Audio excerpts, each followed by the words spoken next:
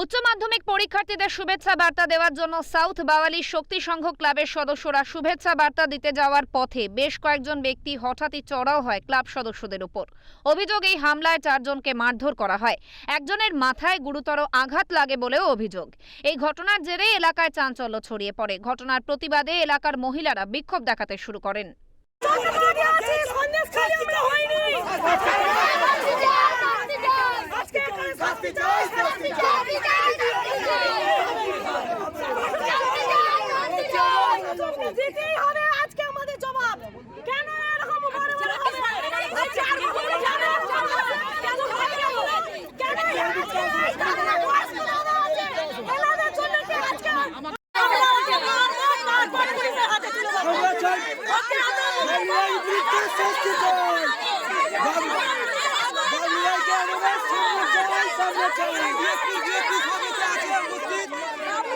আমাদের এখানে সব উপস্থিত আছে, জেলা পরিষদের নেতাও আছে, আমাদের ভাবি কাকা অলোক পাত্রও আছে, আমাদের গ্রামের প্রশাসন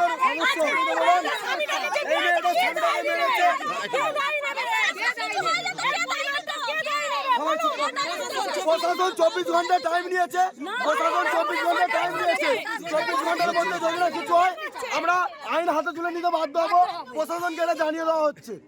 এই ঘটনায় হকচকিয়ে যায় আক্রান্ত ব্যক্তি। কে বা কারা এই ঘটনা ঘটিয়েছে তা জানা যায়নি। বার্তা দেওয়ার জন্য যে আগামীকাল থেকে পরীক্ষা, তারা যাতে হঠাৎই আজকে আপনার উপরে আক্রমণ করলো কেন? এটা আমরা ঠিকমতো বুঝতে পারিনি। আমরা 4 জন মিলে গিয়েছিলাম, কিন্তু হঠাৎ করে যে কেন যে এরভাবে করলো সেটা বুঝতে পারছি না। ঘটনাটি ঘটার সঙ্গে সঙ্গে ঘটনাস্থলে উপস্থিত হন নোদাখালী থানার পুলিশ এবং ডিএসপি সহ বিশাল পুলিশ বাহিনী ও র্যাব। বজবজ থেকে সঞ্জয় মাঝি, ওঙ্কার বাংলা।